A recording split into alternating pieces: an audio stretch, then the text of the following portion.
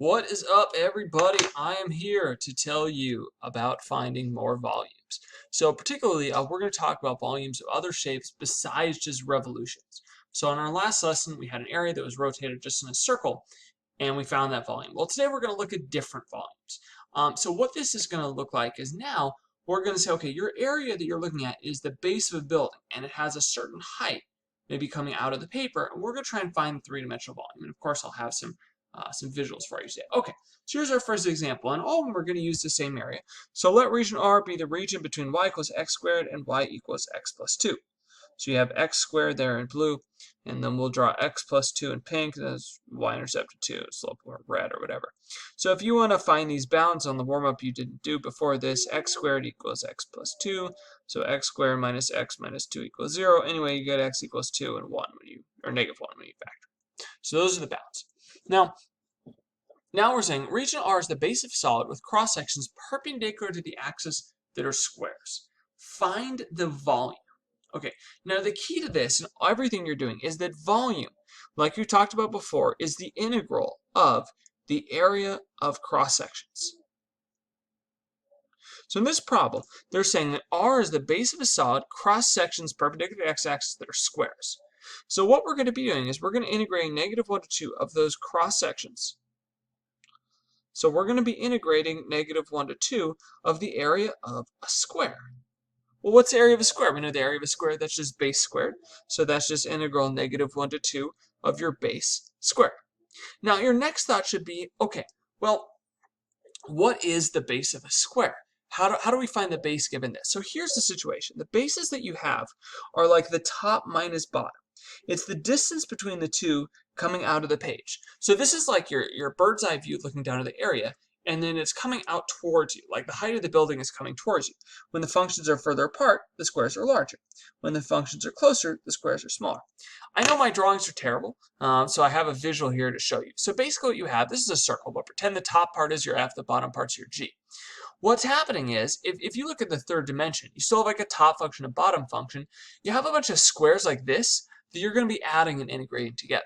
So you basically are looking at one square in between them and then integrating that all together to find the volume of the whole shape. So if you want to see what it's going to look like, this is the wrong one, that's what it looks like right there. So when you finish, that's what it's going to look like, and you could see that that's going to be created by taking all these squares throughout and integrating them across.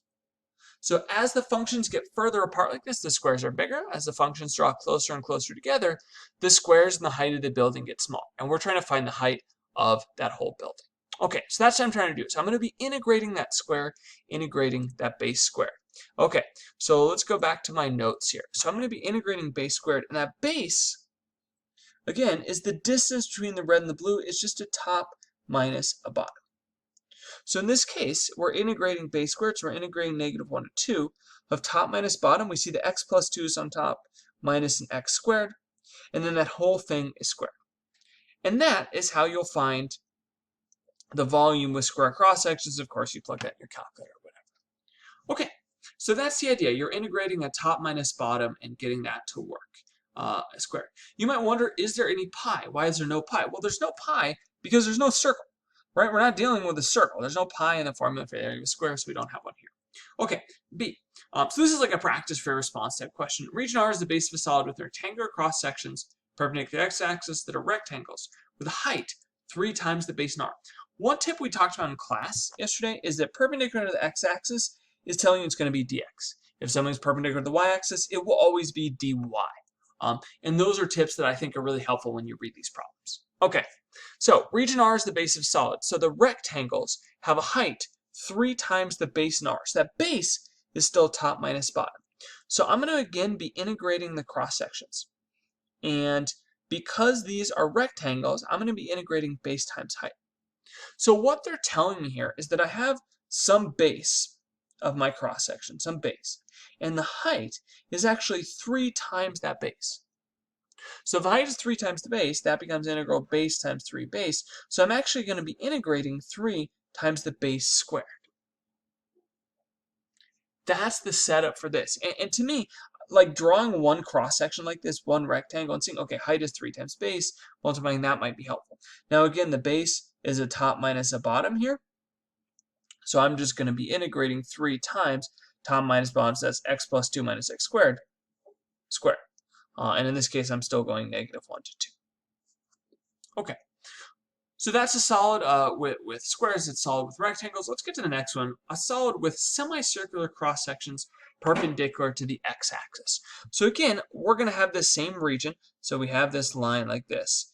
And we're going to have these semicircles that come out like this. So we're going to have semicircles, again, that are bigger and smaller depending on how far the functions are. And we're going to integrate those all together. I have a perfect visual of this. I'm going to pause this really quick. Well, yeah, I'll pause it real quick. I'll be right back. Okay, so to give you an example of what semicircular cross sections look like, here's a banana. So the banana has semicircular cross sections. So here's your top function along the top. Here's your bottom function along the bottom. And this is the three-dimensional shape we're trying to find. So we're trying to find the volume of this banana. So what we're doing is we're cutting the banana into a bunch of slices like this. And we're going to be integrating together all those slices. Now take a look. They're semicircles, right? When you look at them, they're all semicircles. And as we get with the two functions draw closer together, we'll see that those semicircles are smaller, right? Because the top and the bottom of the banana get closer. So what I'm going to be doing is I'm going to be finding the area of each of these semicircular slices from the banana. And then I'm going to integrate them all together, and that will help me find the volume of the banana.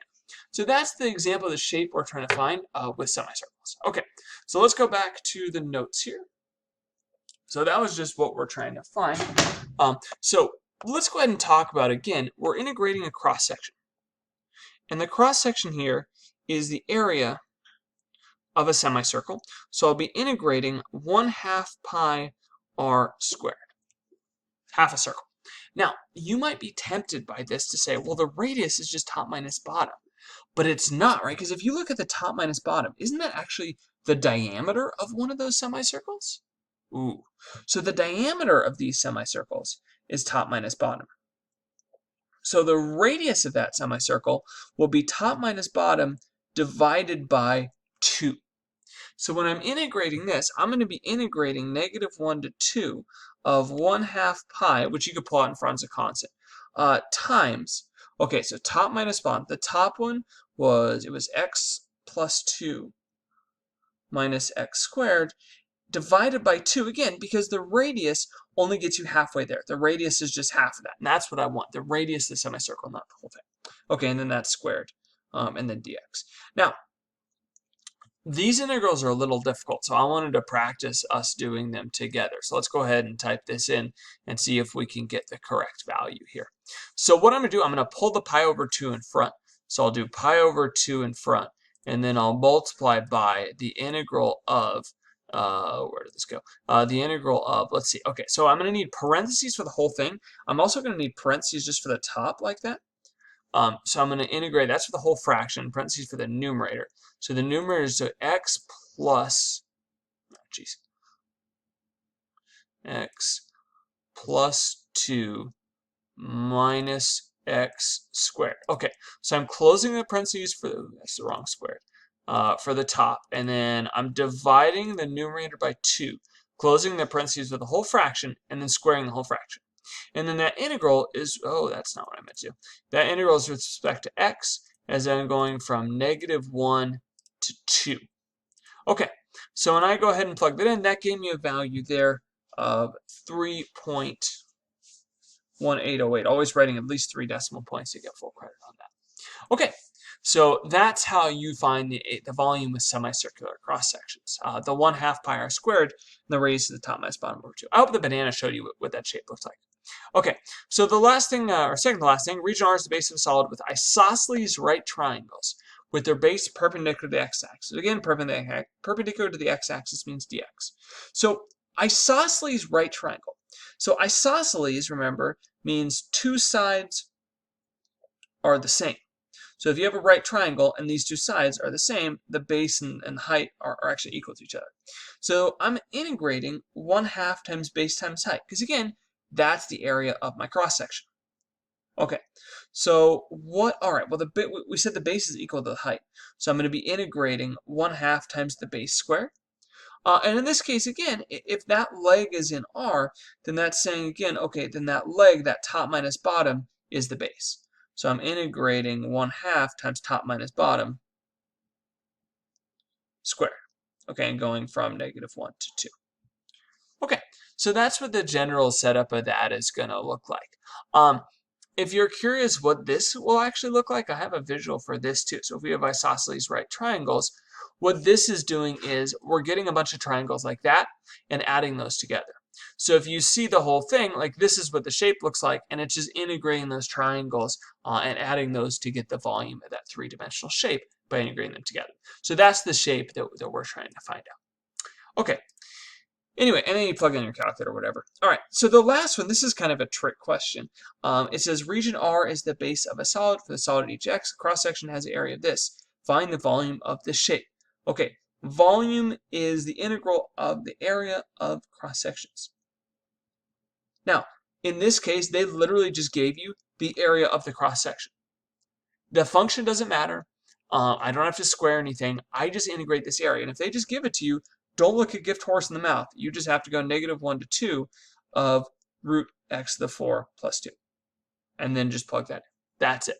So a problem like this, which showed up on the AP test, I want to say in 2018, requires you to kind of know a formula for the area of the cross-section. But if they give you that, freaking sweet. You just plug that in and integrate. Okay, so that's area of different, or volume with different cross-sections. I hope this was helpful. Thanks for watching, and bring me questions in class.